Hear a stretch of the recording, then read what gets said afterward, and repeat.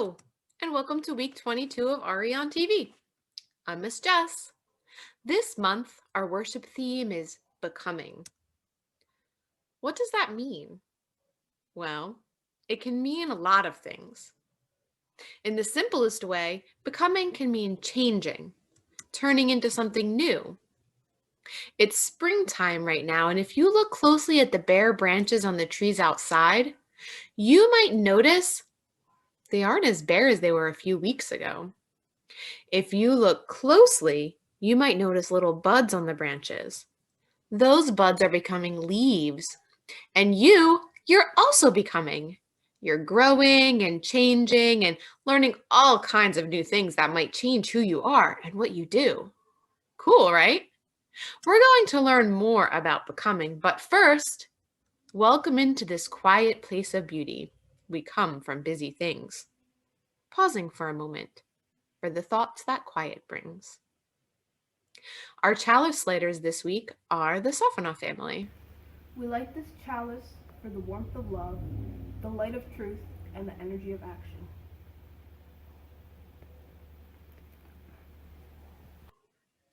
Becoming isn't just about expanding and adding. Much of the time, it requires some letting go so we can let in the new.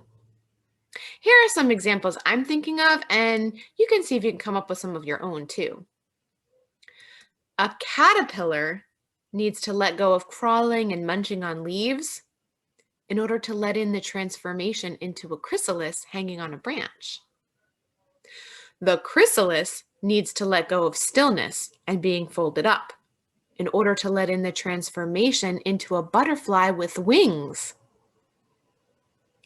A quarterback needs to let go of being the star of the show and throwing for touchdowns in order to let in the running back getting the ball and being the one to score the touchdowns for the team. An ice skater needs to let go of the fear of falling in order to let in the gravity-defying triple axel. What other examples can you think of that require letting go and letting in? This weekend is also the weekend when our Christian friends celebrate Easter, and we can use the frame of letting go and letting in to explore that old story anew. Do you remember the Easter story? This is the story as told in Jesus the Carpenter's Son by UU religious educator Sophia Lyon-Foss. Jesus was a great teacher long, long ago who preached God's love. Jesus taught that we should care for the poor and forgive people who hurt us. In his lifetime, Jesus influenced many people to love one another as they loved God. 12 of those people were called the disciples of Jesus. They traveled with Jesus and listened to him preach day after day. In Jesus' time, the Roman leaders and the Jewish leaders, they didn't like him. They were afraid he would lead a rebellion and upset the way things were. As Jesus became more popular, the leaders planned to kill him. One of Jesus' disciples named Judas betrayed Jesus and helped the leaders with their plan. The night before Jesus died, he was celebrating the Jewish holiday of Passover. He celebrated at a Seder with the 12 disciples. The next day, Jesus was arrested and then he was killed. What happened after Jesus died became the religion we know as Christianity. Many Christians believe that after Jesus was killed, he rose from the dead and went to heaven. The people who followed Jesus were brokenhearted after he died. They struggled to understand why their God had allowed their teacher to be killed. Surely someone so connected to God, so overflowing in goodness, didn't deserve the punishment of a criminal or a rebel. As these men and women gathered day after day in each other's homes, they began to recall the wonderful experiences they'd had with Jesus. They told one another of times when Jesus was wise and times when Jesus was kind. The very tone of Jesus' voice and the look on his face would come back to them so vividly it seemed sometimes as though Jesus were again right there with them. Some declared positively that they had seen Jesus again. He had talked with them. The rumor spread that Jesus had actually come out of his coffin, that two of his disciples had seen him, and that several of the women had talked with him. They would see him only for a few moments, and then he would mysteriously disappear again. Eventually, people stopped claiming they saw or spoke with Jesus, and his followers believed he had gone to heaven to be with God. People who had these experiences believed that Jesus was different from other people. Some believed that Jesus was so holy and great that he would come back to earth and save the world. That's one of the reasons Christians call Jesus the Savior. The years passed by. The people who knew Jesus died. Their children and their children's children died, but Jesus didn't come back. It's been over 2,000 years, and Jesus has still not come back. There are those who still hope he'll come back to life again, though. Others, including Unitarian Universalists, believe that this Jesus will never again live on earth. His body is not coming back, but his spirit never needs to die. His spirit is in his words and deeds, which still give us wisdom today. For example, when he was alive, Jesus taught the golden rule. You remember the golden rule: treat others the way you want to be treated. Jesus gave this Sermon on the Mount where he said that people who are poor, hurt, and struggling are loved by God, and therefore we must love them too. When someone's physical body dies, the people around them who loved and valued them will keep their memory alive, just like the followers of Jesus have remembered his teachings and his spirit long after his death.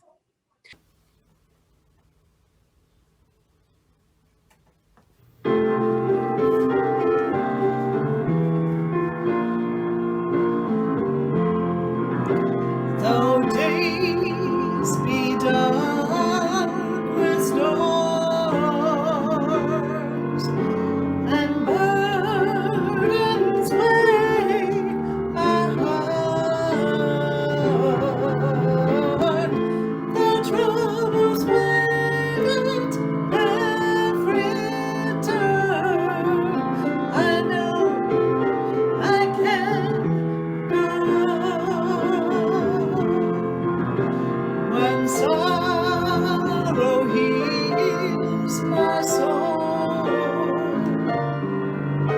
and burdens make me strong, the troubles wait at every turn. I know I can go on. My cousin in my heart, my neighbor in my song, the troubles waited every turn. I know I can go. And though the journey is long, the destination is near, the troubles waiting every turn. I know I can go. So cousins, take my hand, and neighbors, sing my song. When hope awaits at every turn, I know we will go on.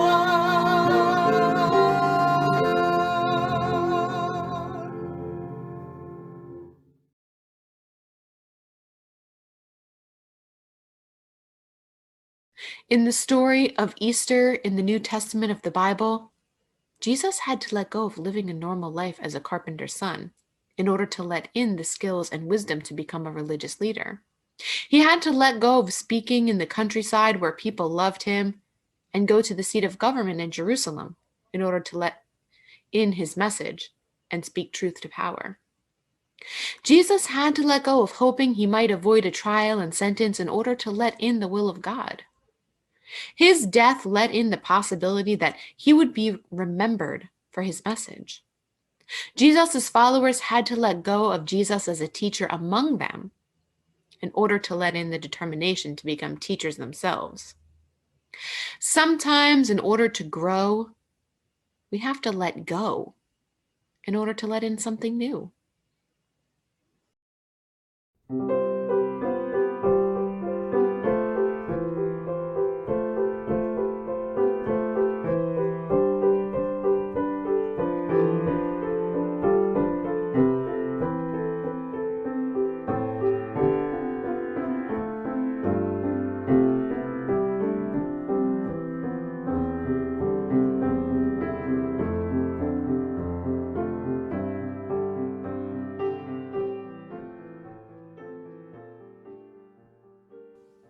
That's it for our show this week.